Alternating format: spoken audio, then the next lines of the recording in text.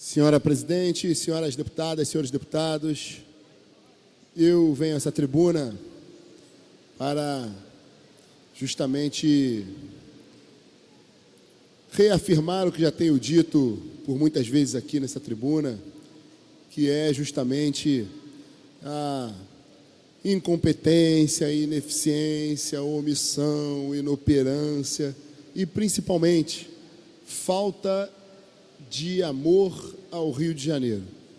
Antes de mais nada, para que o chefe do Executivo consiga desempenhar o seu mistério, a sua tarefa, ele precisa ter um mínimo de zelo, de apreço, de carinho, de amor pela cidade ou pelo estado que ele administra. E fica cada vez mais claro a falta de amor com que o prefeito, ou melhor, desprefeito Marcelo Crivella administra essa cidade. Tenho recebido inúmeras críticas e, como cidadão carioca apaixonado que sou, eu constato, caminhando pelas ruas, o profundo abandono que essa cidade está entregue, submetida. As ruas mal conservadas, extremamente esburacadas, nenhum tipo de serviço público que efetivamente funcione, uma saúde precária, dilacerada, que definitivamente não atende a população do Rio de Janeiro.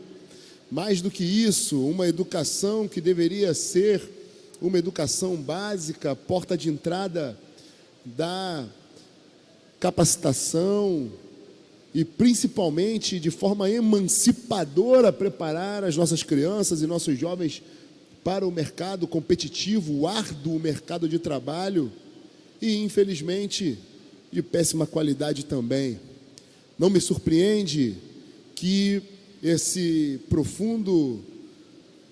profunda falta de zelo pela qual atravessamos a pior gestão na Prefeitura do Rio de Janeiro não permita, por exemplo, como disse há pouco nesse plenário, que uma guarda municipal efetivamente combata, enfrente a criminalidade como deveria.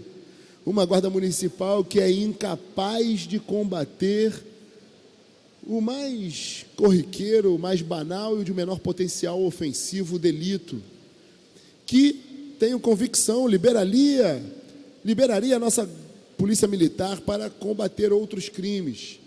Percebo uma profunda falácia quando, por exemplo, e até, eu diria, uma certa ponta de inveja, porque observamos, por exemplo, que o programa copiado do bem-sucedido programa do governo do estado, Segurança Presente, tentaram implementar um modelo ali em Copacabana que, por definitivo, não tem resultado algum. Se observarmos, por exemplo, dentre aqueles bairros que têm o programa de Segurança Presente funcionando, claramente observamos que no bairro de Copacabana os números não demonstram qualquer efetividade ao programa. Sem dúvida nenhuma, senhores deputados, o Rio de Janeiro é uma cidade absolutamente vocacionada ao turismo, merecia um tratamento diferenciado, cuidadoso, zeloso, carinhoso, principalmente naqueles bairros, naquelas regiões que podem efetivamente receber o turista no Rio de Janeiro. Por que não partiríamos para um programa, por exemplo, de limpar a região da Orla de Copacabana, que teve recentemente um policial, se não me engano, colombiano, assaltado, que teve mais uma pessoa assassinada.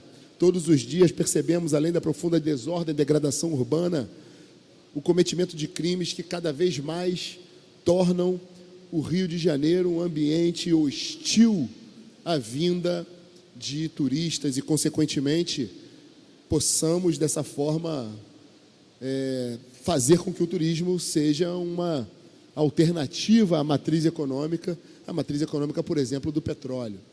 Me admira e me causa profundo espanto e perplexidade saber que, por exemplo, o secretário de Fazenda da cidade do Rio de Janeiro, ele mensura o potencial turístico da cidade medindo única e exclusivamente um fator, que é o quanto se arrecada de ISS na rede hoteleira.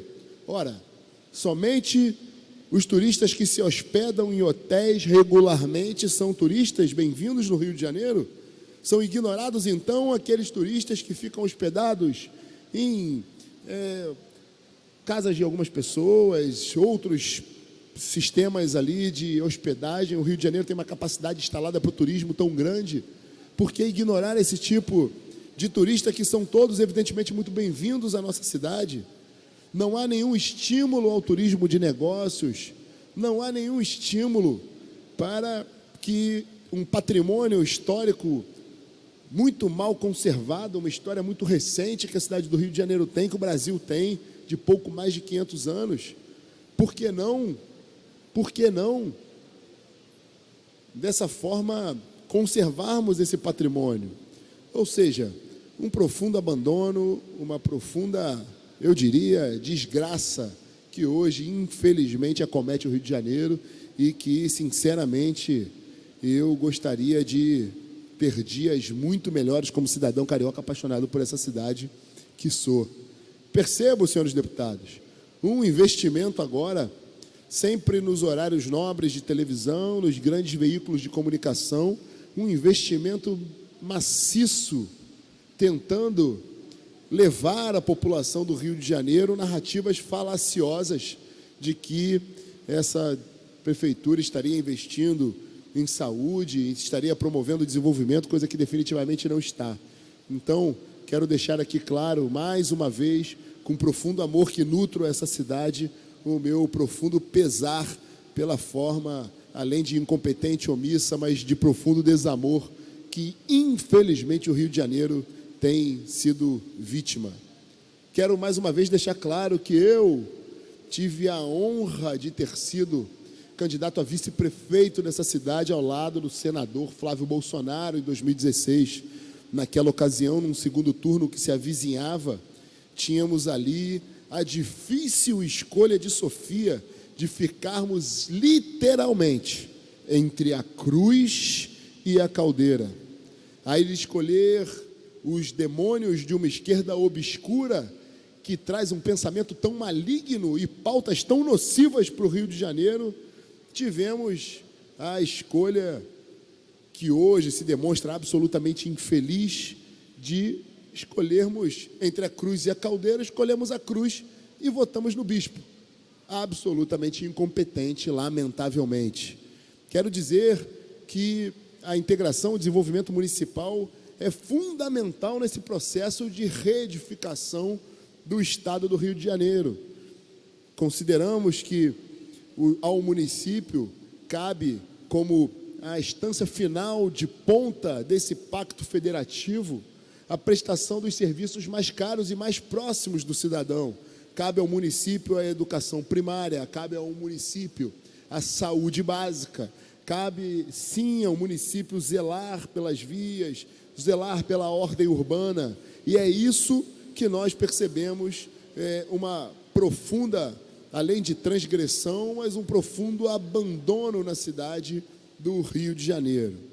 Quero dizer que toda essa discussão, toda essa embate ideológico que percebemos aqui no plenário dessa casa, ele é muito bem-vindo, obviamente, porque essas legislaturas que nos antecederam, elas não tinham esse debate. Por exemplo, tínhamos aqui o senador Flávio Bolsonaro numa luta sozinho do bem contra o mal, combatendo esses pensamentos malignos, e que, graças às eleições de 2018, conseguimos reverter essa lógica e efetivamente romper com o sistema vigente, e hoje temos a maior bancada nessa casa. Agora, quero dizer que esse parlamento precisa, sim, de mãos dadas com o Poder Executivo, que, aliás, faço aqui o meu elogio ao governador Wilson Witzel, que promove a melhor política de segurança pública da história do Rio de Janeiro. E os números revelam a minha assertiva. Recebi hoje do secretário de Estado, chefe da Polícia Civil, delegado Marcos Vinícius, os números que revelam um profundo e significativa melhora dos números em relação ao mesmo período de anos anteriores, em relação ao mês anterior, de queda brusca dos índices de criminalidade. Ao mesmo tempo, percebemos um aumento dos marginais que foram ceifados de nossa sociedade em razão da ação policial. O que revela, senhora presidente, uma equação que é muito simples de compreender. Quando a polícia efetivamente ceifa bandidos marginais da sociedade, cancela CPFs, por outro lado, a criminalidade cai, o número de policiais, de valentes policiais que infelizmente tombam nesse combate também diminui, e o resultado é muito claro: uma sensação de paz e tranquilidade para a tão sonhada restauração da ordem e da paz no estado do Rio de Janeiro. Parabéns, governador Wilson Witzel, pela política de enfrentamento corajosa e que efetivamente está trazendo de volta a paz à cidade, à região metropolitana e ao estado do Rio de Janeiro. Muito obrigado, senhora presidente.